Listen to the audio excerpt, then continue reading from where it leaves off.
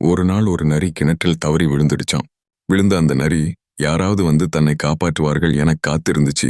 ஆனால் ஒருவரும் அந்த பக்கம் வரவே இல்லை.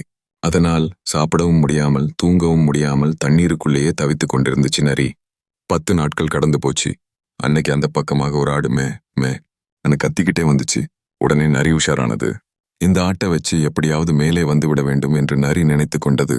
ஆடு அண்ணா, இங்கே வாயேன் என்று அன்போடு அழைத்தது நரி. கிணற்றில் இருந்து வந்த குரலை கேட்டதும் ஆடு எட்டி பார்த்துச்சு. என்ன நரியாரே, தவறி விழுந்துட்டியா என்று கேட்டது ஆடு. சே சே, நானாவது விழுவதாவது. நான் வேணும்னு தான் கிணத்துக்குள்ளே இறங்கினேன். இந்த கிணத்து தண்ணி ரொம்ப சுவையா இருக்கு. நீ வேணும்னா இறங்கி வந்து குடிச்சு பாரு என்றது நரி. ஆடு கொஞ்சமும் யோசிக்கவில்லை. உடனே கிணற்றுக்குள் குதித்தது.